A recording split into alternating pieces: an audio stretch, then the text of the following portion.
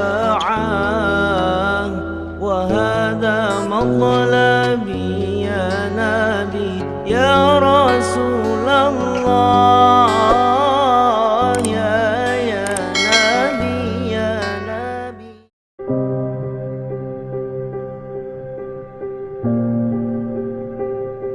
Berapa banyak orang yang pada hari ini masih diberikan Allah Subhanahu wa ta'ala hidup, tapi tidak bisa bersama dengan kita di tempat yang suci ini.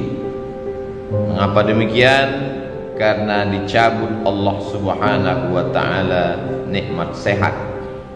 Berapa banyak pula yang sehat walafiat tapi masih berkeliaran di tengah jalan, di tempat perbelanjaan, di tempat mencari dunia, karena dicabut Allah Subhanahu wa ta'ala nikmat istiqamah iman dan Islam.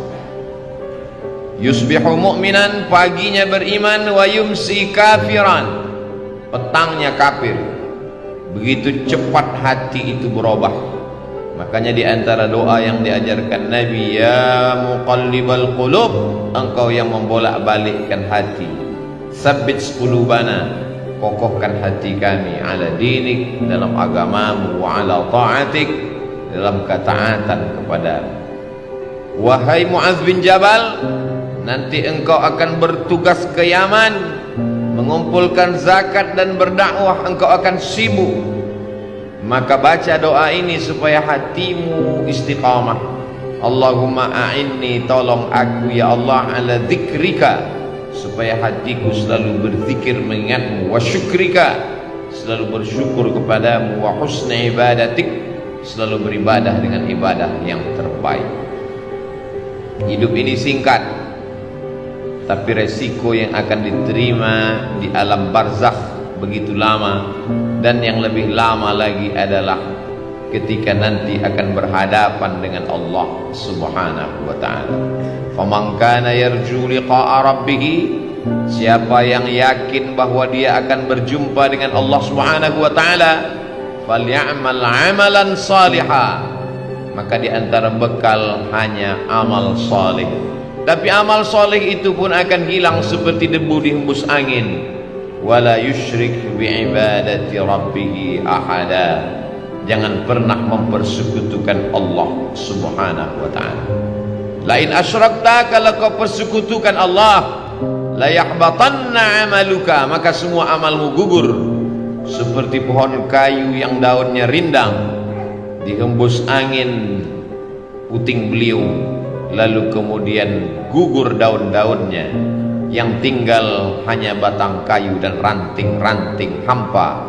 Begitulah ketika amal yang banyak tapi kemudian tidak bertauhid kepada Allah, maka di antara doa yang diajarkan Nabi sallallahu alaihi wasallam mengucapkan la ilaha illallah Muhammadur Rasulullah sallallahu alaihi wasallam pada saat malaikat maut mencabut nyawa. Kalimatu haqqin 'alaiha nahya, dengan itu kita hidup, wa 'alaiha namutu, dengan itu kita mati, wa biha nub'atsu, dengan itu kita akan dibangkitkan di padang mahsyar menghadap Allah Subhanahu wa ta'ala. Kalau sampai hari ini ada orang hidup nikmat, tapi hidup itu bisa menjadi laknat. Kalau sampai detik ini masih sehat, nikmat, tapi sehat akan diminta tanggung jawab, dia bisa menjadi laknat. Yang menjadi rahmat adalah ketika mulut masih mengucapkan alhamdulillah wa syukrulillah wala haula wala quwwata illa billah. Faqsusil qasasa, ceritakan kisah nabi-nabi itu, la'allakum yatafakkarun, supaya manusia berpikir bagaimana kematian anak amat sangat menyakitkan bagi Nabi Ayyub alaihi salam. Tanamannya kering kerontang, ternak-ternaknya mati, anak meninggal dunia. Tidak cukup dengan itu, datang penyakit kulit yang tidak berkesudahan. Apakah Nabi Ayyub mengeluh? Tidak. Istrinya Rahmah yang tidak tahan dengan penderitaan itu. Berdoalah Ayyub supaya Allah menyembuhkan Nabi Ayyub tidak ada menyebutkan sakit dalam doanya. Dia tidak ada minta sembuh. Dia hanya berkata, Rabbi anni massaniyad-dur. Ya Allah, aku kena musibah. Wa anta arhamur rahimin. Engkau maha kasih di antara yang pengasih. Engkau maha sayang di antara yang penyayang. Dia tidak ada menyebut sembuhkan aku sudah sakit, aku seorang nabi, anakku meninggal, ternakku mati, tanamanku kering. Dia tidak ada menyebut. Dia malu berkeluh kesah kepada Allah Subhanahu wa ta'ala.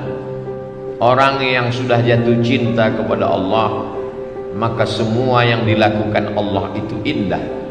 Walaupun ternaknya mati, Allah tetap indah. Walaupun kebunnya kering, Allah tetap indah. Walaupun anaknya meninggal, Allah tetap indah. Walaupun anak-anaknya meninggal dunia, Allah tetap indah.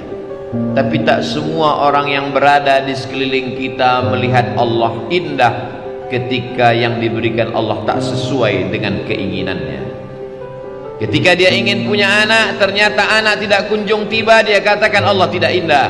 Ketika dia ingin ternaknya beranak pinak subur, ketika yang datang adalah penyakit kematian, dia katakan Allah tidak indah. Padahal Allah itu innallaha jamilun, Allah maha indah, yuhibbul jamal, Allah suka kepada keindahan. Tapi seringkali kita mengatakan indah menurut hawa nafsu kita. Kalau tidak sesuai dengan yang kita inginkan, kita katakan tidak indah. Allah kalau sudah memasukkan cinta ke dalam hati seorang hamba, maka apapun yang diberikan Allah indah. Masuk di dalam perut ikan di tengah malam, gelap lautan, 3 kegelapan, gelap malam, gelap lautan, gelap perut ikan, tidak indah. Tapi yang keluar dari mulut Nabi Yunus bukanlah sumpah serapah caci maki. Yang keluar dari mulutnya kata-kata yang indah. La ilaha illa anta subhanaka inni kuntu minadh dhalimin. Orang kalau sudah sampai pada tingkat cinta kepada Allah, maka semua yang dilakukan Allah terhadap dirinya indah. Seperti orang jatuh cinta terhadap bayi yang tidak berdosa. Datang bayi itu memukul wajahnya, dia tersenyum. Bayi itu mengencinginya, dia tertawa. Kenapa? Karena bayi tidak berdosa. Bayi bukan Tuhan. Bayi hanyalah hamba Allah, belum ada dosa pada dirinya. Semua yang dilakukan bayi itu indah. Kenapa? Karena orang tua sudah jatuh cinta kepada bayi. Bagaimana ketika Qais yang jatuh cinta kepada Laila, bersemayam cinta itu di dalam hatinya, maka semua pada diri Laila dia lihat indah. Syair-syair itu selalu dijadikan ulama sebagai dalil pembuktian bahwa kalau cinta manusia begitu indah, apalagi cinta Allah yang menciptakan manusia. Orang yang belum sampai kepada level cinta itu berkata dia gila, padahal sebetulnya adalah dia sedang tergila-gila dengan Allah Subhanahu wa ta'ala. Janna jununuhum, tertutup akalnya. Orang menyangka dia sedang terpukau, padahal sebenarnya hatinya sedang jatuh cinta kepada Allah Subhanahu wa ta'ala. Siapa yang cinta pertama kali? Allah. Yuhibbuhum, Allah mencintai mereka. Wa yuhibbuna, mereka membalas cinta Allah Subhanahu wa ta'ala. Ya bunayya, wahai anakku, inni ara fil manam, aku lihat dalam mimpiku, anni azbahuka, aku menyembelih lehermu. Fanzur madza tara, apa pendapatmu? Apa jawab anak yang juga cinta kepada Allah? Ya abati, wahai ayahku, if'al ma tu'mar, laksanakan apa yang diperintahkan Allah. Satajuduni insyaallah minas sabirin, insyaallah aku sabar menerima apa yang diberikan Allah Subhanahu wa ta'ala. Kalau sesuai keinginan kita dengan yang diinginkan Allah, maka bersyukurlah. kalau tidak sesuai yang diharapkan dengan apa yang diberikan Allah, maka bersabarlah. Ajaban li amril mu'min, orang yang percaya kepada Allah itu mengagumkan. In asabathu dharra, in asabathu sarra, kalau yang datang itu menyenangkan hatinya, syakar, dia bersyukur, kana khairal lahu, itu baik baginya. In asabathu dharra, kalau yang datang itu tidak menyenangkan hatinya, tak sesuai dengan yang diinginkannya, sabar, dia tetap bersabar, kana khairal lahu, itu pun baik baginya. Orang yang bersyukur diberikan Allah, la in syakartum la azidannakum. Orang yang bersabar diberikan Allah, innama yuwaffas sabiruna ajrahum bighairi hisab. Tidak ada yang tidak indah bagi orang yang sampai pada hakikat keindahan Allah. Semua yang dilakukan Allah baik, semua yang diberikan Allah baik, walaupun tidak sesuai seperti yang dia inginkan. Hari ini kita sedang berhadapan dengan manusia-manusia yang memaksa Allah untuk mengikut keinginannya, sehingga kalau sesuai dengan yang dia minta, dia katakan Allah hebat. Tapi kalau tidak sesuai dengan kemauannya, maka dia tidak mau lagi beribadah kepada Allah. Sejak kapan Allah mengikut hawa nafsu? Sejak kapan Allah menjadi mengikuti keinginanmu? Kita di hadapan Allah seperti mayat yang sedang dimandikan orang. Jenazah tidak pernah melawan. Jenazah dimiringkan ke kanan, tangannya, hidungnya dicuci, dibasuh, disiram air. Kalau jenazah saja di hadapan orang yang memandikannya begitu lemah, bagaimana dengan kita di hadapan Allah Subhanahu wa ta'ala? Hakikat manusia adalah lemah. Hakikat makhluk adalah makhluk. Dia tidak pernah menjadi khalik. Kalau kita paham hakikat ini, kita akan dapat tersenyum atas semua pemberian Allah Subhanahu wa ta'ala, walaupun sesuai dengan yang kita inginkan ataupun tidak kita inginkan. Allah ceritakan nabi-nabi itu dalam Al-Quran, la'allakum yatafakkarun, supaya kita berpikir. Kurang hebat apa lagi Nabi Nuh alaihi salam, tapi ketika tak sesuai dengan yang Allah berikan. Kurang hebat apa lagi Nabi Ibrahim alaihi salam, tapi tak semua yang dia jalani itu sesuai dengan yang kita inginkan.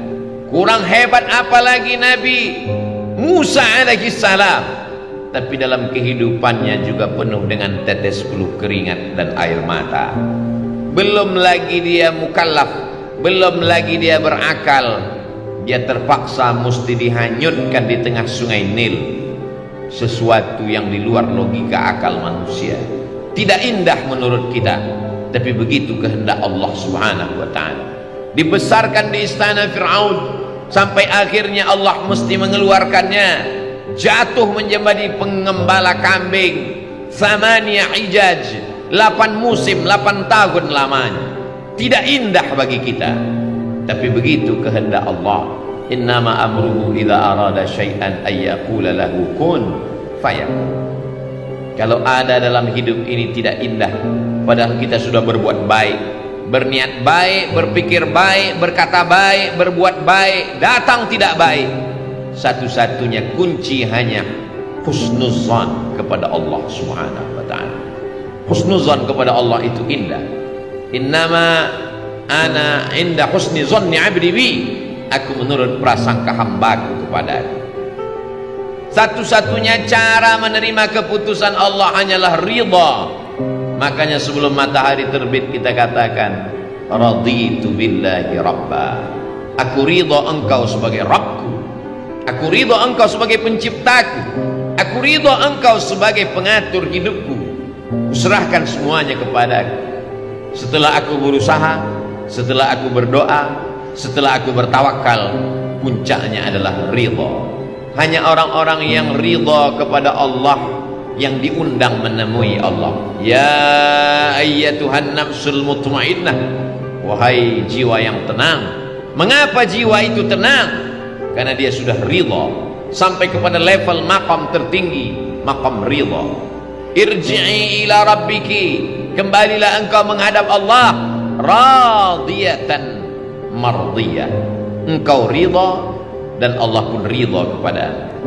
Setelah ridha, fadkhuli fi ibadi, masuklah bersama hamba-hambaku yang ridha, wadkhuli jannati, masuklah ke dalam surgaku, karena hanya orang-orang yang ridha kepadaku lah yang masuk ke dalam surga.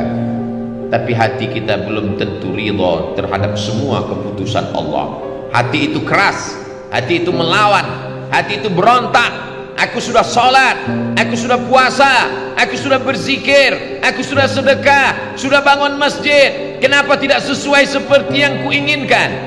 Ada satu yang belum.